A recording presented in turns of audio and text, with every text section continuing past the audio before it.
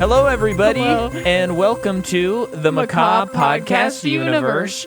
You know us because we are now the #1 podcast ever.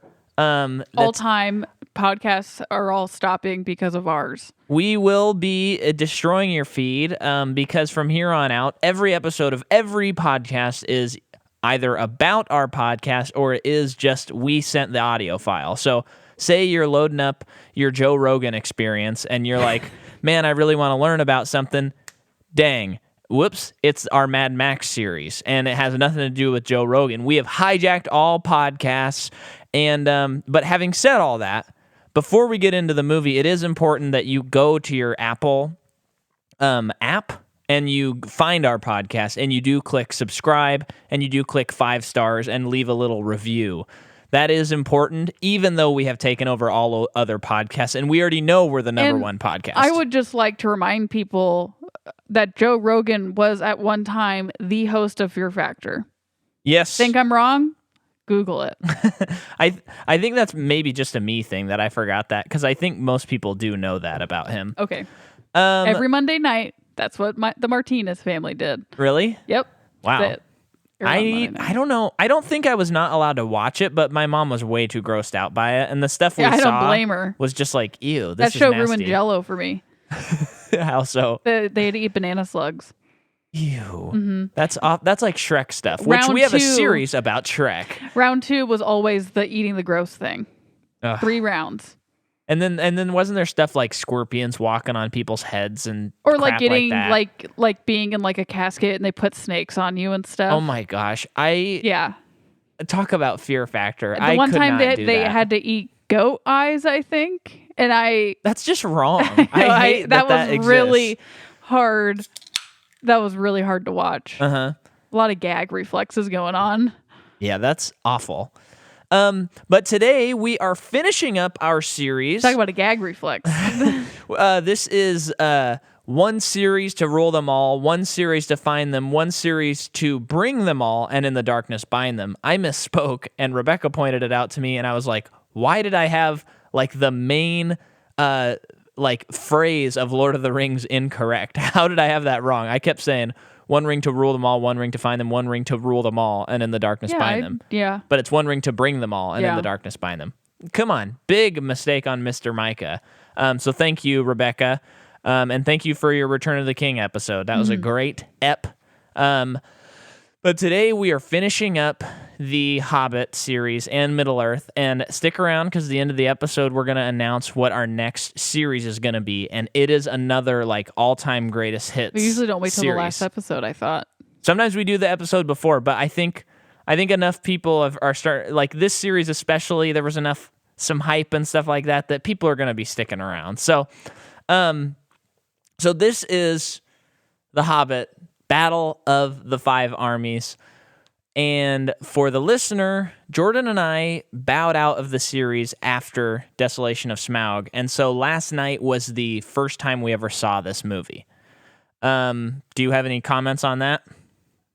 If anything, because it was the first time we saw it, it probably held my interest the most out of all of them. But that's just because I've never seen it. Yeah, I think I would agree with you. It's definitely the worst of all the movies, but I had a little more fun watching it just because I didn't know it was going to happen. Incomprehensible, and I was throwing fits by the end. Yeah, there's a common theme about when we watch one of these bad movies where Jordan hits a brick wall. I hit a wall too, though. It didn't bum me out like Eclipse did, where I had to go to bed after I watched it. Yeah, which is kind of weird because, I guess Eclipse is a better movie. So that's weird to say that a Lord of the Rings movie is not as good as a Twilight movie. I don't think we're talking about a Lord of the Rings movie today, though. We really aren't. And speaking of the movie, as you know, I'm Micah McCaw, and I like to come in and give you all the production needs that you have about the movie and set the stage for the movie. So, first of all, this is the same team as the other two movies, and it comes out December 17th, 2017. The budget of this movie is somewhere between 250 to 300 million. And domestically, it makes 255 million. And worldwide, it makes 956 million. So it almost gets the capital B, but doesn't quite make it. And then in 2014, so the year that this movie came out is when they changed the title of the movie. Do you remember what this movie was originally called? No. So it was originally called the alternate title of the Hobbit book, The Hobbit, There and Back Again. Okay. And I remember when I heard that they changed the title, I was kind of pissed. And they talked about it, and they said, basically, that doesn't really make sense for this movie because it's a big battle. And I think they're right that Battle of the Five Armies is a better title for what this movie is. Yeah.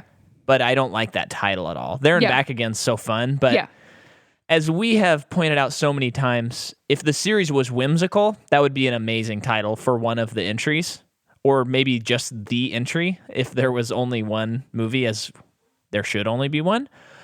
But anyway, now the interesting thing about this movie is, so when pre-production on this movie started, they had done most of the movie with Guillermo del Toro, getting ready for the movie. And then Peter Jackson comes in, and he basically lost a year and a half worth of pre-production. And it sounds like because he was just like, no, it's fine, we'll make it work.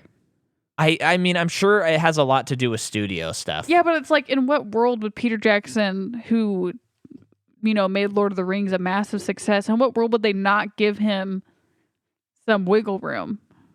I don't know. That just doesn't make sense. I don't get it. I think part of it is like it might be a little bit of stars aligning, because remember, Guillermo del Toro left this project because it was taking too long. Yeah. So there might have been a little bit like, okay, we finally have like a release date. Like, we just got to make it. Yeah, I guess that's true. That pheasant's back. And the pheasant's back? Cool. We are house sitting for my parents, so there are nice magical pheasants that walk around in the back area, and they're so pretty. I love them. Look at it. I can't see it from here, but I'll look.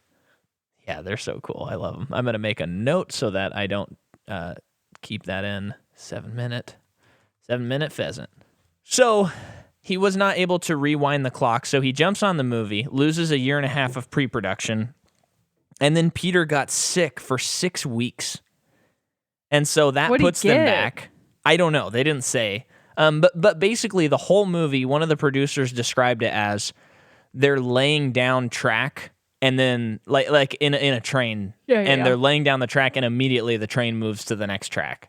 And it's like the day of, they're figuring out shots. They're doing all that stuff. And if you know anything about Lord of the Rings, and I'm sure you do because you probably listen to our episodes, I mean, these were like really, really planned out. I'm sure there was some quote-unquote improvisation involved in some of the filmmaking, but it was so planned out. I think they were even able to turn in some stuff early, And this is like throw out the playbook because we're just making it up on the spot.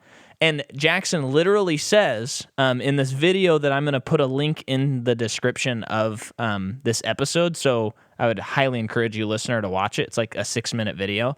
But Jackson's like, we were winging it, and I didn't know what the hell I was doing. He said, if I hadn't been a director for 25 years, this would have been impossible to finish these movies. So they're working on it. It comes to a head. They get to the Battle of Erebor, which is what this movie is. That's Erebor, the mountain. Mm-hmm. And they get to this thing, and Andy Serkis is like doing some secondary directing, and he's just doing random stuff because he doesn't know what to film. So they're just in like a green screen room with like orcs and dwarves, and they're just shooting random stuff. Like fighting? Yeah. And then they get a call, and the line producer's like, hey guys, thank you so much for today. We're taking a couple of months off, and we're done for the day. So they just take some months off, and then Jackson is able to actually like attempt to figure out what they are doing because he has no idea. And so I think it's really important to look at the movie through that lens, because if you do look through it at that lens, I mean, I think this movie is an absolute mess, but it is actually kind of a miracle that any of these movies even make sense when you look at it through that lens. Yeah. And you can see how things that we've complained with, especially in Desolation of Smaug, like spending so much time with Thorin and Bard and Thranduil, Legolas's dad. Who's Bard? The guy who kills the dragon. Oh. Like spending so much time with him, it's like, yeah, of course you would think we should spend time with them if you're trying to rush and you're just trying to figure out like who's important and trying to like make heroes and stuff like that, it kind of makes sense that you would do some of the things they did to expand it. But basically, but it wasn't good from the beginning, honestly. Right. But basically, all of that to say, the scripts weren't entirely ready when they started shooting. So that is what I have for the movie. And again, we're going to link that video in this so you can watch it, listener, because it's really fascinating. And it's actually kind of intriguing that the studio would allow them to speak so openly about it and put it on the behind the scenes of The Hobbit 3. Yeah.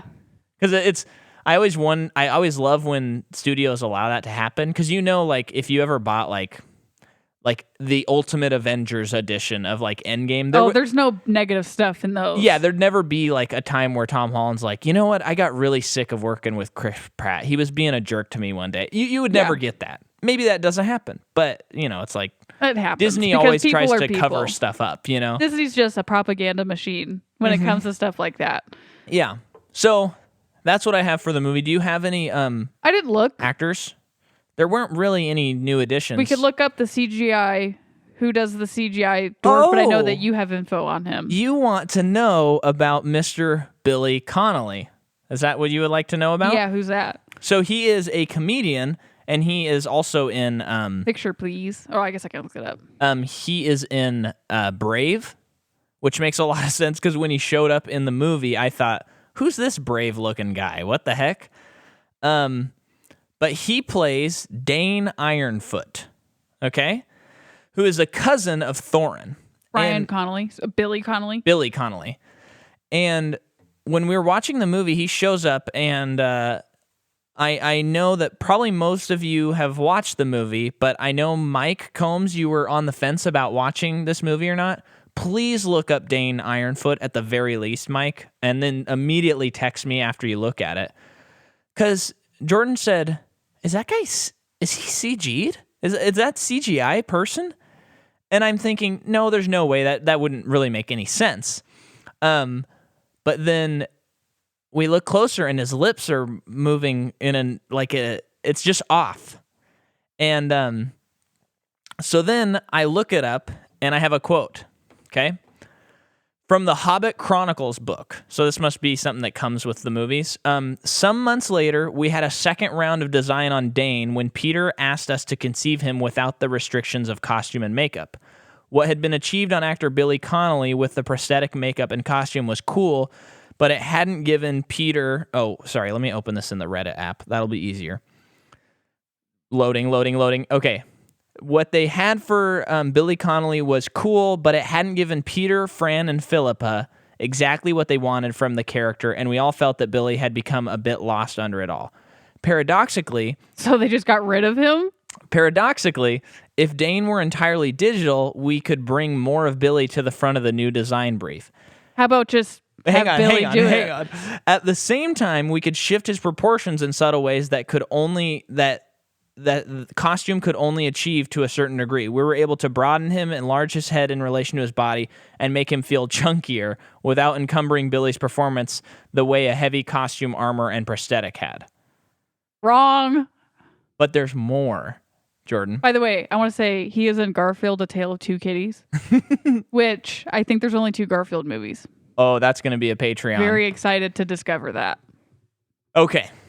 We definitely have the Patreon, and please go to www.patreon.com/MicahMcCaw, and you can listen to MPU, the sequel, where we cover series that have 2 entries. This month, we are finishing up the Finding Nemo series with Finding Dory, and then next month, we're kicking it off with The Incredibles. So, here's the other thing, though, and I don't want to speak out of turn about someone's health. So, okay. If I don't want to be, rude about that or anything like that. But he was diagnosed with Parkinson's around the same time, so there is kind of a thought, but I couldn't find total confirmation that it just wasn't quite working with all the costume and makeup. Yeah, probably really uncomfortable. And they didn't want to delete him from the movie because of his diagnosis. Yeah. Okay. So in that regard, I get it, and that's actually kind of sweet of them to do that. But I mean, it looks awful. Yeah. Well, I wonder if it's like, I don't know. It's like, okay, so maybe just figure out a costume for him that won't make him uncomfortable. Right. Well, and I think another thing is like in reshoots, I think they were discovering this. So like, you know, they probably had stuff that maybe they liked, and then they're doing reshoots probably after that like 2-month break or whatever it was. And then, you know, it's just not working. But Man. It's interesting. Complicated.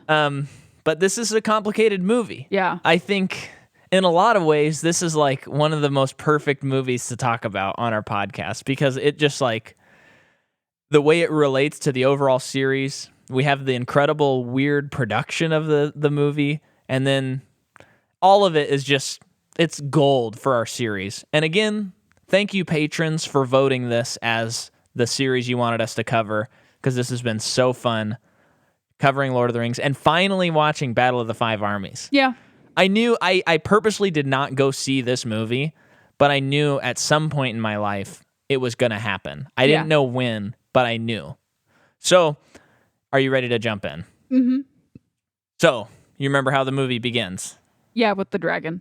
Yeah, you want to take, I've been talking so much. You want to talk a little bit? Well, it picks up where the last movie left off. So, it ends with Smaug. Smaug, yeah. Smaug flying to Lake Town to burn it, and that is exactly what he does. I did not like the sequence very much, but I know that you did. Can you tell me what you weren't a fan of? I thought it was very ugly. I thought that obviously you have to do green screen, obviously. I'm not faulting it for that, but I think they achieved a kind of fakeness that maybe would look stylized in some ways, but I just found it ugly. Okay. I think a lot of that, again, I don't hate to bring it up, but I think that's the 48 frames per second Probably. thing. Yeah, probably. Because you can tell that they're disconnected from the background. Absolutely. And I think it's just knowing what these movies have been, going into it in the scene's beginning, and just knowing that it's going to be at least a 30-minute scene. Which is just so annoying. It was only like 10 minutes, though. That was the weird thing about it. Yeah, I guess. It felt long. But, yeah, I just thought it looked ugly. Of course, Smaug still looked amazing. He was still the best part. Yeah. So it was worth it for that. But I know, the special effects in this scene, for me, were really exciting, I thought. Like, I just thought the CG in the sequence was so phenomenal. And like that scene that shot where he's flying in and the camera just follows him the whole time as he comes down and then he launches a bunch of fire. Yeah. I just thought it was like, whoa, that is impressive. It kind of felt like finally there's something like cool. Yeah. Is how it felt to me. But keep talking what you wanted to say. Well, it's just like, you know who's not going to die. Like certain people. So it's like, well, I know that at some point some people are going to be like almost dying, but they're not going to. So that's something I have to go through. And then it's like so much. And really, in all actuality, it's actually not that much. But it's like, oh, here's Stephen Fry again. And with his gold. And this weird worm tongue character. Alfred, who is just in so much of this movie. But then you're talking like this. I don't know what you're doing. It's like, I just need the gold. He's like, someone please in a review say that I'm the next Johnny Depp. I feel like that's what he's praying every night after shooting. But I also felt like he's probably a great stage actor. Yeah, that's the sense I get from him. Anyway. And then so it's like, okay, so Luke Evans or Bard, he's going to kill him. So it's getting, I think it's just because I'm already so checked out of like this entire series. Yeah. It's like, yes, I know what's going to happen, but it's like, how long do I have to wait till it gets there? Yeah. Because everything's felt so unearned to me. Of course, though, when Smaug is killed, it's really cool. Yeah, I mean, that shot where he flies into the air, he's been pierced by the black arrow. I like how they added the detail of the arrow spinning. Yeah. As I shot it at him. I thought that was cool. It was very cool. But yeah, when he died and the light goes out of his eyes. That was nice touch. Crazy cool. And the camera just like follows him up into the sky. Like, I like how he flew up high and died like up way high into the air. Yeah. That was a cool, like, yeah. Yeah. Okay, I'll talk about why I liked it. Okay. As far as like the action sequences go in this scene, I felt like they were competent and it made sense, like what they were doing. Whereas like the rest of the movie, I got really confused at like who was where and the geography of the scenes and why, like the motivations of what they were doing. This is like dragons attacking, Bard in a weird way gets out of. I mean, I still think there's weird problems with the sequence. Again, I don't like the master character. I don't like. It did not feel like Lord of the Rings. No. I know it's The Hobbit. I know, but you know what I mean. This sequence to me, and most of the movie, pretty much. But since this is the beginning of the movie, it does not feel like a Middle Earth story because it did not look like one. To me. I will grant you that. I think I kind of just let that go out of my brain. I don't think I can. I think that's the difference. Yeah, I was kind of imagining this in like another movie. Yeah. And I was like, oh, this is just cool. Like I thought the fire was like gorgeous. I thought the sequence just looked so cool. And all the stuff Smaug was saying and like the physics of him like grabbing the buildings and stuff and crushing them. Yeah. I just thought it was really cool. And I even did like the sequence where Bard's bow breaks and then he like stabs half of his bow on each side of the tower. Cool. And then he uses his son to like guide it. I was like, that's cool. That's kind of like a fun twist in the story where it's just like he just shoots an arrow and it's over. Totally. That's fine. I think I'm realizing something about myself though. I think that the Middle Earth, like the J.R.R. Tolkien fantasy stuff, is one of the few fantasy things I'm able to get with. Uh-huh. And I think that especially Lake Town, don't care about it is because it's like old politics stuff. Yeah. And that's why I couldn't. I tried watching Game of Thrones twice and I couldn't get through the first season twice. Yeah. And I think it's because the first season's pretty boring. That's but why should you have to go through a boring season to get to the good ones? But it's like I think that I have a hard time with fantasy more than I think I do. Because I think, I'm like, oh, I love fantasy. It's so cool, blah, blah, blah. But maybe I don't like it as much as I think I do. And there are specific stories, or I think I'm much more into folktale, woodland kind of fantasy instead of these kinds of like Game of Thrones political, which is kind of what Lake Town in a way falls under that.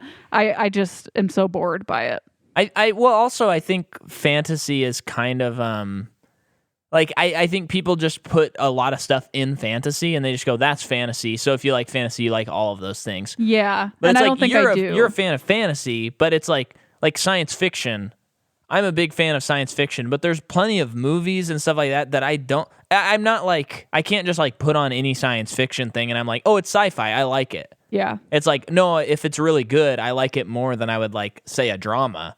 But it still needs to be like a certain type of thing, Yeah. And I think fantasy is the same way. It just gets labeled as a catch-all term in a lot of ways. Yeah, I think so. Because I still argue that Star Wars is a fantasy. It's not a sci-fi. Mm-hmm. And that's like, has no dragons or like no swords. Also a Western. It is a Western, yeah. But anyway. Let's get into it. No, we'll cover that. Maybe that's the next series we're covering, fan, or maybe it isn't. You'll have to stick around till the end to find out what we're covering next. But yeah, I think the whole sequence was actually very cool. Cool. But it is confusing that this is not the end of the previous movie. Yeah, totally. Because it wasn't even that long. I thought they were going to make it like an hour-long sequence or something, but it's kind of like 15 minutes into the movie, Smaug gets killed, and then it finally says The Hobbit, Battle of the Five Armies. And you're like, oh, okay. Yeah. And I know that in the book, Smaug gets killed, and then there's a battle, which Bilbo just falls unconscious, and then he just wakes up and the battle's over, which kind of would have been refreshing if that happened. I know, I'd be shocked if they did that. But it seems like if you're already straying from the material this much, why not save Smaug to fight in the battle? Why not just go that route and then have him attack Lake Town at the end of the movie? And then have him change so much that they've already changed. Yeah, because it's like, I feel like that should be the climax. Because Azog getting killed is not a big climax to me. I don't really care about him. And Smaug's the cool thing. Lake Town. Yeah. Well, let's talk about Alfred. Let's talk about the Alfred problem. I don't want to talk about him too much, though, because he's already been given too much screen time. No, do it. Okay, but so basically when Lake Town is destroyed, people swim to the shores, and the people are trying to figure out what to do now. Of course, well, that guy's like, I'm the leader, and it's like, cool. Finally, this scene they're gonna kill him because he's power hungry coward dude. Yeah. And then Bard's there. Bard slay the dragon, so Bard's in charge, of course. Bard's in charge of our and you just really, and this is because this is just, you've seen it before. It's like, cool, finally kill this guy and be done with it. And then they don't kill him, and then he's just there for the rest of the movie until he's cross-dressing to smuggle gold out. And it's like, you let him get away. If you're going to give him this much screen time, you couldn't even have made his character develop a little bit? Yeah, and it's just kind of like, I know that a lot of this story is about like the greed. It's about greed, this movie in particular, and it's like the greed that Thorin has and stuff like that. But I'm just like, okay, so this character who's aloof and kind of weird, and just he seems like he is not under a spell of gold like Thorin. He's going so far out of his way to where like when he sees gold, it is like just short of Who Framed Roger Rabbit when he sees his wife, where it's like bazinga, like eyes pop out of his skull, and you're like, He also the accent, because it's just so he's so over the top, and I feel like if I was watching this on the stage, I would not be bothered by it, but because he talks so much, that accent feels like he's just screaming in my ear when he talks. Because he's like over enunciating everything in his Cockney accent. And it's like, I don't dislike this accent, but this dude, just calm down. Yeah. That's how I feel about him. Well, and his whole, like, his unibrow is insane. He looks like a caricature when everyone else looks like normal people. Well, everyone in the series, the Hobbit series people. Looks like, okay. Okay, so we talked about him. Yeah.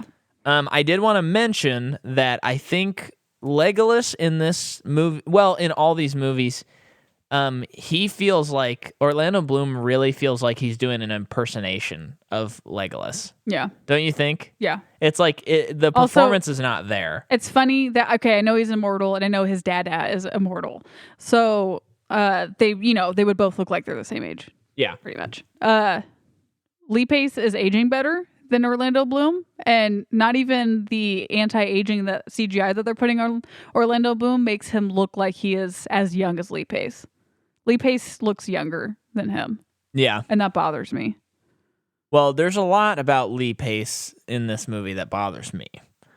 And chiefly, it's that he's just as annoying as he was in Desolation of Smaug, and he is 100% my least... I hate this character so much. I think I would like Desolation and Battle of the Five Armies. I'm going to go so far as to say 20% more if that character was not in the movie. Yeah. And the verdict's out for me on Lee Pace. I've only seen him in Guardians of the Galaxy and this movie, as far as I know, and there's not like much of a performance in Guardians of the Galaxy / Captain Marvel. Well, he's your token bad guy in that movie. Yeah, and he's just kind of doing the same character he's doing in Hobbit. So I don't know how I feel about him as an actor, but I mean, Martin Freeman and Ian McKellen are rising above this horrible material.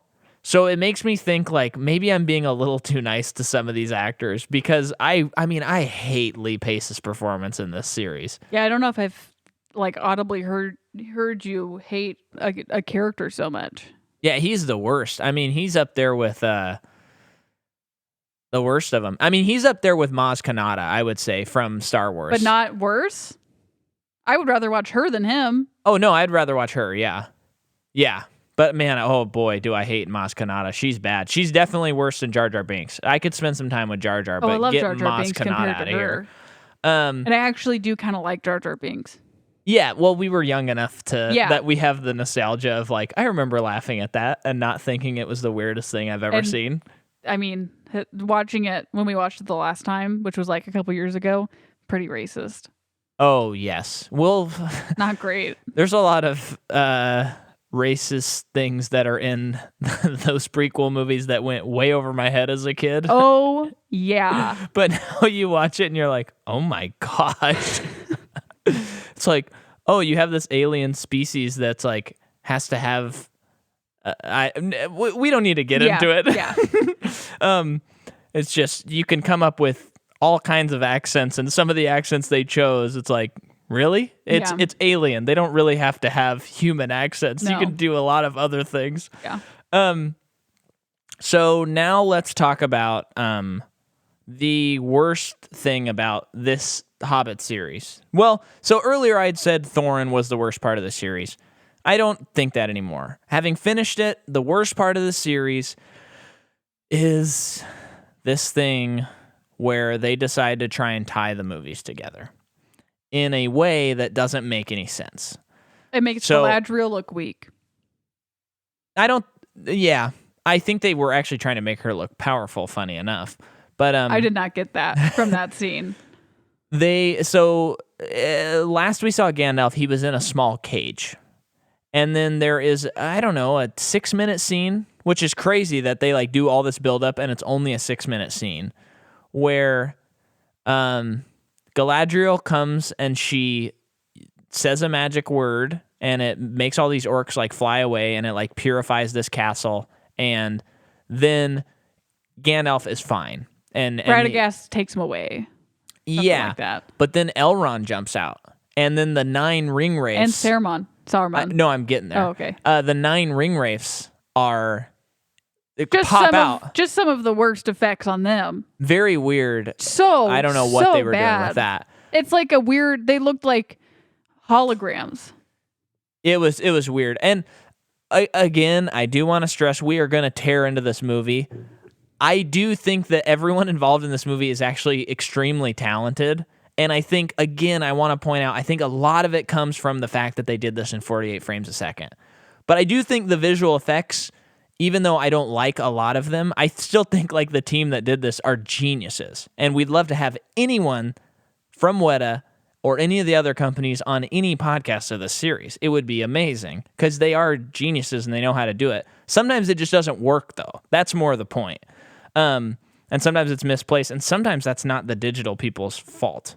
Sometimes it's a deadline's fault, That's my precursor. I am so disillusioned by these movies now that I don't even care about saying nice things like that.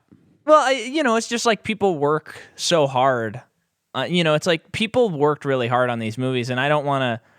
I know that they would be offended if they listen to this. Not that they would, but it's also like, I respect a lot of the stuff they did, and I respect the work that they had tried to do. I just don't like the product. Sure.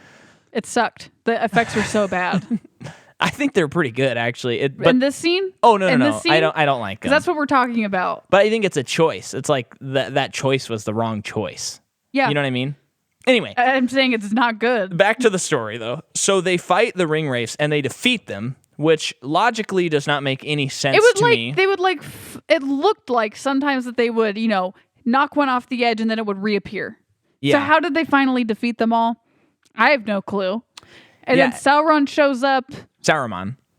Oh, you mean Sauron? Yeah, but Sauron's there too, and he's fighting them. But so it's like, well, and no. This is the thing about Galadriel. So she helps Gandalf get out, and then he leaves, and she's like borderline crying, which I understand. This is, intense, it's intense, unquote. All this stuff, but it's like. I don't know. She's never really showed emotion any other time besides when she was tested. Yeah. In the Fellowship.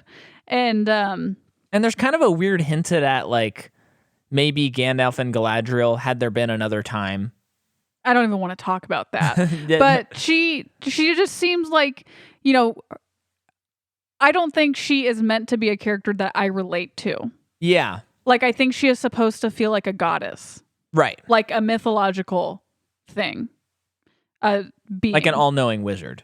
Like, like a spiritual being. Yeah. And so to see her look like crying or afraid, and it's like, I don't buy it. I don't buy that she would do that she would react that way. Okay, I didn't quite understand what you meant last night when you were saying that. Now I get what you're saying, and I absolutely agree with you. Yeah. And then they're fighting, and then she does. They do the same effect that they did in Fellowship of the weird backlight. Or she's kind of green, but like looking. shadowed, and it's like that makes no sense other than you're just using something that we've seen before. I don't get. Well, I guess I get why they did it. I don't understand why someone didn't say, why are we doing it though? Well, it's like the I'm trying to think. I feel like there's a few examples of this in Captain Marvel where they just, even though I do like that movie a lot, they just show something that you'll see later, and it's like, oh, that has nothing to do with this story though. So why am I seeing that? And it's like, but you remember, this is actually, you're gonna see this in Avengers 1. Because it's like, in a way, when in Fellowship, when they, that effect meant that she was experiencing darkness. Yeah. And we were seeing her potential of darkness because she was being tested, and she was saying what she would do if she had the ring. Uh-huh. So now in this moment, Sauron appears, and she does this powerful thing to like get rid of him. So is it like, are you fighting darkness with darkness? Oh yeah. And that doesn't, and I know she's using the light of, she's using the light of Elendil, which kind of pissed me off. Which is like, but why does she still look like that? Yeah, why does I didn't she look get that. evil? For a second, I thought that she was holding the light and it was gonna like suck in the darkness, and that was they were trying to explain that was the light of Elendil, was like evil. And because in Fellowship... No, I know they didn't do that, but I thought they were doing that, and I was about to be so angry. And then I was like, okay, I'm still so angry because I hate that she used it, and I hate this sequence because it's the worst sequence in the entire 6 movies. But, okay. Also, it's dumb that she used it because I don't... Like, let's say in a world that this actually happened in the story. Let's just explore that. Yeah. I don't think Tolkien would write that she used that. No. Because that device doesn't make sense to use in that way. Also, it's like... I mean, and we see this so often in prequels where they try to like retroactively go back and give significance to things that don't need significance, or kind of change what something did. So it's like, if you look at it, Return of the King, Frodo and Sam both use the light of Elendil, and it is a light. Yeah. That helps them see, and I think it kind of grants them like a little bit of like, it kind of shows them where to go, is the impression I get from it. Yeah, and I mean, it's just anything that's evil hates it. Yeah. And so that's what it does, but in this it's being used as like a weapon. And I have a problem with that cuz that doesn't make that's just, I don't know why that would be a weapon. It's weird that she would use it cuz she gives it as a gift. I don't know. It doesn't add up to me. It's just I don't even know what to say about it, really. But there's more to the scene. Dumb is, so it's like, okay, she does that, and then it sucks all the energy out of her, and she can't even lift a finger, it looks like, at that point. Which is like, yeah, I get it because I've seen this so many times in so many other movies. Still don't buy that she's like that. Yeah. Secondly, Saruman's like, you guys leave, I'll handle Sauron. And it's like, or Sauron, and it's like, oh, brother, okay. Well, okay, but I gotta jump into this a little bit more. So the Eye of Sauron appears to all 4 of them. And I think even Radagast sees it. And so I just want to point out that in the Fellowship, Gandalf, when he sees Bilbo's ring and starts doing some investigating, he's not entirely certain that Sauron's around. He kind of has a suspicion, but he doesn't know. He goes to Saruman, and he's like, Saruman, I think the Ring of Power might be around, and I think Sauron might be coming back. And Saruman's like, no, you got to be kidding me, right? Now, he's playing it two-faced, of course, we know. But, and in the Council of Elrond, Elrond's like, no, you're saying the Ring of Power's back? But in this scene, it shows all of them see Sauron, and they literally are like, the darkness is rising again. And then it flees to the west for some reason. And Saruman says, I'll handle it from here. I'll drive him out of Middle-earth or whatever. Which the implication is like, ooh, he's going to go over there and get corrupted. Okay. Or he's covering for it or whatever. It doesn't make any sense. I just think that off-screen they all must have bumped their heads and got amnesia. Because they can't know that information if we've watched The Fellowship. Yeah. They just can't. No. It doesn't make... That scene made me so mad. Me too. Probably the most mad out of the rest of the movie. Yeah, and I think it's like, I was texting Mike Combs, who I'll name drop again, my pastor, and I said, because he's a big Lord of the Rings guy and Star Wars guy, and I said, there is a scene in Battle of the Five Armies that's worse than anything the prequels did to Star Wars. And that's the scene. And I wholeheartedly believe that. But let's move on. I think we've pretty much covered that. So there's a lot of... Everyone's eyebrows are too damn big. That's sure, I'll give something that to to mention. you. I mean, everyone. Except for Tariel, because she doesn't have a lot of makeup on. So she's the only one. Everyone else, they have so much extra eyebrows, and it's I can see why they did that for the dwarves.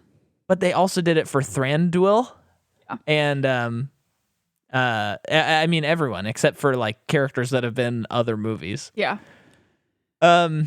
So Let's just blow through this really quick. well, Bilbo tries to make a deal with the Oh, right, with the 'Cause- Arkenstone. all these people go to Erebor, the elves and The elves want a special jewel.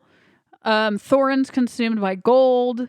Yeah. Lake Town wants some gold because they believe that it's their right. Like they believe that they are owed some gold. Plus they did give them passage. I think that's part of it, but I Yeah. think it's also like we are refugees. Help us. Yeah. And then Thorin's consumed with finding the Arkenstone, which of course Bilbo has, and Bilbo gives to Thranduil. Lee Pace and says, "Give this to Thorin, and he'll give you what you want." Yeah. Okay. Cool. And then Thorin's like, "No way, Jose." Yeah, And I thought that was weird that he said Jose. I know, but he did. Yeah, he did. And then it's like, okay, battle's gonna start. And a note about Thorin: I wish that the other two movies he was less subtle about his anger and vengeance, because in this movie it should feel like, oh, now he's around this gold, now he's acting different, he's being weird, and all the dwarves are saying like, oh my gosh, he's like consumed with the gold. But to me, from the two other movies, he was just a jerk in the other two movies as well, so it's not much of a difference. It's just like, oh, that's Thorin, like he's a big jerk to everybody. Oh yeah, no character development. Yeah, when it should be the consumption of gold, you know, the consumption Yeah, of he's gold. eating it. Well, basically, He's got a big bellyache. That's why he's so mean. But yeah, so all of that. Okay, then Dáin shows up with on a pig. Yes. Cool. Yeah, that Love is it. freaking cool. Yeah. If you want to put a giant pig in a movie, sign me back up. You got us in to watch that and movie. later they use giant rams. Didn't think it could get cooler, but it did, and it also kind of made sense because they used the rams to climb up that mountain. Makes You're right. sense. That's pretty cool. Yeah. And I do like the giant reindeer that Lee Pace is on. Sad that it goes. Yeah, that was kind of sad. I like the idea of large animals that people ride as maybe a like series Radagast idea. using the bunnies. I'm not as big a fan of that, but You it's, literally said that's like the one thing you like about him. oh, I forgot what I didn't or didn't like about him. He confused Such me. a hypocrite. Yeah, I think so. I'm gonna Micah edit out the hypocrisy and Mark. Gosh. Big old burp. Okay, so Dáin headbutts a lot of orcs in one shot. I lost track. I think it was over 5 times. And in one shot. And it was weird because he's CG already, so I don't know why they didn't make the headbutts look like he actually hit the orcs. And he kind of segues into a interesting thing throughout the series. The fighting looks like everyone is half-assing it. It's just like the real actors you're the talking about? real actors. Okay. It looks like they're fighting things that are not really there because, of course, they're not really there. Mhm. But so basically, most of the people are doing a bad job acting when it comes to fight scenes. It looks like this is the easiest battle in the world and no one's breaking a sweat for it. That's what it looks like. So let's just go. So orcs show up too, battle starts. And then it's like, cool, I have no idea what's going on because the action here is not great. The action's not great, and it goes back to this thing where like I go, you know, you think about Helm's Deep. That's a very good example of a counterexample. of course, there is a lot of CG in that sequence, but there is some realism in it. Yeah. There's also like stories within the battle that happen, and there's certain goals. And I know that they do some of that in this movie, but it's so well defined. So it's like, okay, orcs are attacking, then they can't figure out how to get in. So then they blow something up. And, everyone's reacting to that. You have like that elf that gets killed. And then you have like they're breaching the elves hole. show up at all. Like that's part of the story too. Yeah, all of that stuff. So like the whole time it just keeps building and building and building. And then there's real stuff. And I keep using the word physics in this series because, again, we don't care that much about realism, especially in fantasy. But there are certain things that you should treat realistic, and like basic movements. It's nice if they're realistic, but when everything is CG and kind of Play-Doh-y, like you're watching the sequence and it's not very interesting. Yeah. If this was like a movie where people were stuck in if this was like Ready Player One, where it's a virtual world. Yeah, like I liked the action in that movie because it's like this shouldn't look realistic, but following the rules and the 10 years of me rewatching Lord of the Rings over and over, I'm watching this and I'm like, oh, I have such a disconnect and I don't care about what I'm looking at. Yeah. I'm not worried about the characters. And when like Killy and Philly get killed, I was like shocked, but it wasn't a build like, oh no. I didn't have that feeling. No. Like when what's his name dies, the king in Theoden? When Theoden dies, you're like, no, he died. Yeah. That sucks. But in this, or it's even like, when the elf dies in Helm's Deep battle, I feel that for him, and we like don't even really know who he is. Yeah. But in this, you're just like, oh, whoa, I'm surprised they killed that guy. And then the next guy they kill, and you're like, oh. And then Thorin dies, and you're like, huh, that's weird. Yeah. I don't remember them dying in the book. You look it up. Oh, okay. Also, okay. Yeah. First, I want to mention when Bard is being shown, which is kind of like Barbie's still seeing him. Yeah. But he's trying to reunite with his family, and that troll comes, and it is one of the ugliest. I'm not ugliest is a bad word because trolls are ugly, but it's one of. It's not cool looking. No, it looks like it kind of is reminiscent of the troll in Chamber of Secrets. Yes, that's what it is. And you're like, I don't like that design. Yeah. Well, no, it's like it makes sense for me with Chamber. Is it Chamber of Secrets? Yeah. Philosopher's Stone. Oh no, yeah, Philosopher's Stone. Philosopher's Stone, because it's like a kid's movie and he should look funny. Yeah, I still don't like the design. I wish it was different, but okay, that's early CG. We give them some slack. Yeah. But yeah, at this part, it's just like they have never looked like this. Why are they now looking like? I don't know. I didn't like it. And they have those trolls that have like concrete helmets, and they run and jump into this tower. And it totally rips apart this wall, and then they instantly die. Mm-hmm. Kind of actually a cool idea. I kind of like that outside of Lord of the Rings. But then when you think about it, again, a prequel problem. They're trying to make this as epic as Lord of the Rings when it shouldn't be. It shouldn't be as epic as the big story of that series. And when they're doing that, I'm just thinking, so at Helm's Deep, why didn't they just grab one of those trolls and do that? Oh, yeah. Yeah. Yep. Why'd they bring an explosive if they could just have this troll? And there's like those earthworms that kind of just appear. Burrow holes in the mountains, Cool I guess. set, though. Cool set. Well, yeah, the design, not of the worms, but the design of like the holes in the mountains, cool. Yeah. But it's like, it just begs the question of how did they like get dominionship over these worms? And where did they come from? And again, you just think like, well, if these things exist, why don't they? And I know on a practical level, like they made these movies after Lord of the Rings, but on a story level, you're like, how come they're not involved in any of the Lord of the Rings? Yeah, things? I think that they would be using them all the time to get through mountains. Yeah, all the time. There'd be holes everywhere. And I mean, I also understand that this world is supposed to be big, so we should see new things. But we've seen a dragon. There's no dragons like Smaug in Lord of the Rings. There are dragons, but they're not like him. They're not sentient. They were. And, they ride the 9 riders ride the dragons. Oh, the Nazgul. Yeah. Yeah. But. Okay, so then Thorin goes up to face off with Azog, which there's a ton of orcs there, so it's just another long sequence. I actually do appreciate that it is a set change. Yes, they did follow our rule on that. That's a that's good. It was a little refreshing. I think because there were less people too, the action was a little bit more like, I understand what's happening. Honestly, this series still has really good sets. Yeah. I think the sets in the series, I mean, some of them aren't as good, but again, I think it's because of the 48 frames per second, you can see the disconnect.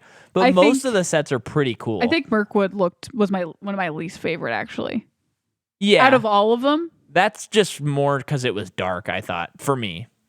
Yeah. Oh, but the forest was cool. When they were walking around, it looked really cool. Like in the forest? Yeah. That's different to me. I'm talking about like where the elves were. Oh, yeah. Just not that interesting. I know they're in cells most of the time. But, okay. So, gonna fight Azog, killing all these orcs. Legolas and Tauriel show up. Killy or Philly dies, the blonde one. And then Killy dies next, which I forgot that they died in the book. Yeah. So it was kind of like, huh? Yeah. But that's on me. But well, and this begs the question of Tauriel. So she's in love with Killy for some reason. Not really explained. That's a dig at the movie. But what is weird about adding this triangle, adding a made-up character, Tauriel, is so she falls in love with Killy. Maybe it's supposed to give you more emotion when he dies. But the confusing thing is, so now she survives this whole experience. Right. So she survives. Killy dies, which I just assumed they're rewriting the series. Killy and Tauriel live happily ever after. That's how I thought this movie was going to end. Absolutely. That at least kind of like ends that bad storyline on a good note. But instead he dies and she lives, and it's just really confusing because it's like, so then she marries Legolas, or like, because that's like kind of how love triangles work. Yeah, in a way. Yeah. It's not like if they're gonna make her fit into a system, that's how it goes. Yeah, but then the movie ends with Thranduil being like, "Hey Legolas, you should go looking for this guy. He's a dark rider, and his name is Strider. But you have to earn his real name. Something like you have to discover what his true name is." And that was like the Han Solo, your last name is Solo moment. I think that was worse than Solo, Micah. Oh, no, definitely. That was one of the worst. That like was so prequel terrible. Moments. Oh my gosh, it was just more me throwing fits there. I think I was screaming no as they're during that scene. But it's so hard to write a prequel that's good. But the problem is, I don't think they get that excuse because The Hobbit was written before Lord of the Rings. It's all there. Mm-hmm. So like when he gets Sting, when he gets Mithril, it doesn't feel weird because it's just how the story goes. But when they add all this crap and they try to tie that in, that's what feels tacked on, and like that they know what happens next. Yeah. Yeah, so then he dies and she's sad, and then Legolas what finally. What did she do at the end of the movie? I don't remember. I don't remember what happens to her. I know she survives, but I think that's it. I don't think we see her. Maybe Lee Pace lets her come back to Mirkwood. Remember, because like when he dies and she's crying, he shows up and she's like, and he's like, "Take this pain away from me." You experienced real love, something like that. And Legolas gets his showdown with one of the worst designed orcs. Balg. He looks like a Balk. With that guy looks so dumb, but they get their show off, which is like one of the craziest action sequences, and not in a good way. When this bridge, well, it's go ahead. Well, it's this sequence seems like it was like unused footage from Matrix Reloaded. Yeah. Where he's in the game and he's really going crazy. I mean, the bridge is falling and he's running up falling bricks. It's insane. Bricks, what's weird is like the bricks seem to be falling in slow motion, but Legolas doesn't seem to be in slow motion. No, he's not. He's just hopping up at normal speed. It's weird. It's so dumb looking too. Yeah. But that happens, and then Thorin's fighting Azog, which when it shows their showdown's about to happen, and you're like, okay, start the clock. This is going to be no shorter than 15 minutes, which was, I think it was longer. Yeah. And they're just fighting on ice, and then Azog goes under the ice, and then he stabs Thorin through the ice, and then he comes back up from the ice. And when he went in the ice, I was like, nope. He's coming back There's up. no way. Then he kills Thorin, then Thorin kills him, something like that. And then Bilbo's with him. Yeah. But meanwhile, I do want to point out they bring back our favorite, Bjorn the bear. And he jumps off an eagle and turns into a bear mid-flight and attacks the orcs, which is that's all we insane see. to That's me. all we see. Yeah. Which is just like, why have it at all? Yeah. The Legolas outro. So I think we actually covered the whole movie. It's but what they finally do though is finally Mr. Hobbit, Mr. Baggins, he heads home. And you're like, cool. And there's this great sequence in the book where everyone's selling all of his stuff. And I didn't think they were going to do that for some reason. Yeah, I didn't think so either, but you see those nice slopes of the Shire, and people are selling stuff. And damn it, if Martin Freeman isn't just a charming actor and a great at acting. Confusing that he has like an hour of screen time in all 3 movies. I am curious if he auditioned for Lord of the Rings. I don't think he did. Would we have known that probably? Well, I watched a career breakdown. And no, he did. He did audition. He did? Yeah, he auditioned, and originally with like the Guillermo thing. If I'm remembering right, I watched this video a long time ago. With the Guillermo project, he auditioned, got the part, but then I think with like Sherlock and some other stuff, there were scheduling conflicts and he wasn't going to be able to do it. Lord of the Rings? Oh, I thought you meant The Hobbit. I'm talking about Lord of the Rings. I'm curious if he auditioned. He didn't audition for Lord of the Rings. Okay. I'm just curious. But anyway, so he was going to do that, and then he wasn't able to be Bilbo. And then when they changed the production and stuff, then Peter called him and he was able to be Bilbo. I don't even know who else could do it. He's so amazing. Yeah. I mean, we've talked about so many issues. Oh, wait, let's finish the set. So they're selling all of his stuff. And then he's like, no, I'm here. I'm real. I'm alive. I didn't die. And then he's back in the Hobbit hole. And I was glad that they added that charming scene. Mm-hmm. But the biggest issue with this series, and we've talked about how it's not faithful to the book. We've talked about the effects, all this stuff. But the biggest problem is Bilbo is not the main character of The Hobbit. Yeah. And it's like a gross misreading of the book. Yeah. Because they really make Thorin the main character of the series. And that's just such a mistake that they made. Yeah. But then the series almost tricks you into forgetting everything bad about it because it flashes to old Bilbo and you see his side of the conversation when Gandalf in the Fellowship knocks on his door. And I was like, that's so cool. And then I'm like, no, don't fall for that. I know. It's like they didn't earn that. Put in Fellowship right now. Let's watch it. I do like that idea that they had of bookmarking the series. But yeah, I think I've covered all my complaints with the movie. I'd like to do more, maybe discuss the Hobbit series as a whole. Okay. But if you have anything before that. No. Okay. Well then, I just think that they did have kind of an impossible task. And I grant them the production issues and all that. But I think that the reason these movies are bad is because there was a lack of understanding of the source material. Had they been unfaithful, but in a way that was still at the heart of the story, I would have probably had problems when I first saw it. But when we rewatched it for this, I probably would have been like, "Oh man, this is so charming and good." And I think the problem with this series is it's not charming. I think that it should be not epic and it should be fun. It should be a fun, charming I agree with movie. that. And it's hard to watch these movies and to not think cynically about how people, like I guess producers and studios, went into this project thinking about how much money they can make. Yeah. Which I know it's like, sure, studio's a business, they got to make money. Sure. But like thinking about how much they can suck out of one book. Just like those mountain worms. Just like the mountain worms, I guess. But like how much money they can make out of one book turning into 3 movies. Yeah. And it's just like, guys, it is so obvious from day one what you did wrong. Yeah. And I just think had the series been cut down to 1 movie, maybe 2, But I really think they could have done this because The Hobbit is shorter than any of the other Lord of the Rings books.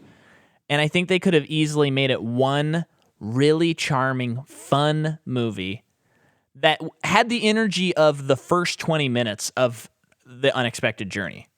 In Unexpected Journey, the first 20 minutes of that movie, you're like, the dwarves show up, it's fun, they're having dinner, and like you're in the Shire and you're like, oh, they're going to nail this. Mm-hmm. I mean, we didn't like the costumes, but that's beside the point. Mm-hmm. If they had kept that energy, not tried to make intense, crazy, cool action, I think it would have been an amazing movie. People wouldn't have liked it as much as Lord of the Rings, but most people don't like The Hobbit more than Lord of the Rings anyway. Right.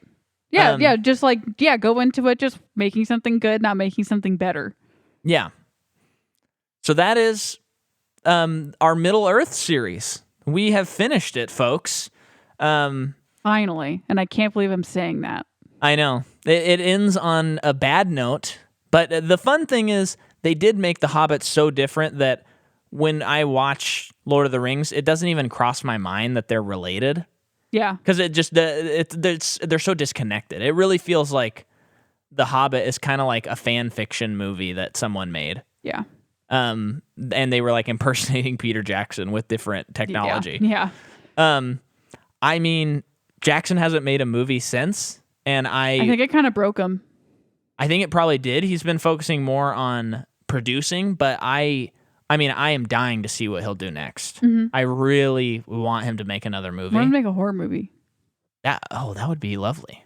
It'd be cool to see him do something like a Get Out type of thing where someone gives him like $20 million and that's it, you know? But I think maybe he needs to do the M. Night thing and mortgage his house. Maybe. But I mean, I would like to see him do a project that he has the adequate time and everything again, no matter what it is. Right. I mean, if it's another adaptation, let's see it. I would love to see it. But Hollywood's experiment of splitting books into multiple parts is we give it a big old fail. So I think that's all we got on that.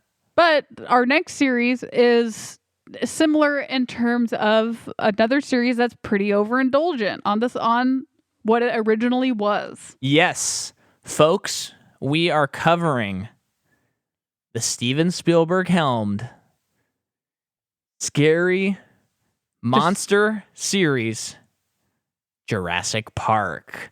Next week, we're jumping into Jurassic Park. And we have a guest lined up for every single episode. We have someone pretty cool in the next episode. And then we have someone pretty cool in the next episode, etc. I realized that without giving away who's in it, I can't really describe that in a very interesting way. So I backed out. But we don't have Steven Spielberg, so don't get your hopes up. No, we don't have Steven Spielberg, but we've recorded our first episode already, and it's fantastic. You're gonna love it. Next week's episode is so good, and this is a very interesting series because going into it, this is definitely like there's Jurassic Park 1, and then there's the rest of the movies, and they don't come even close. But who knows? Maybe our minds will change. And I have not seen most of the movies. Yeah, so we hope that you will hang out with us and watch that series with us, the series that finds a way. And is that what it's called? That's what I'm calling it. Yeah, Life Finds a Way. Oh, cool. I like that. That's good. And thank you so much for listening. Please rate and review. Please join the Patreon, patreon.com/Micah McCaw. And stay safe out there, folks. Bye.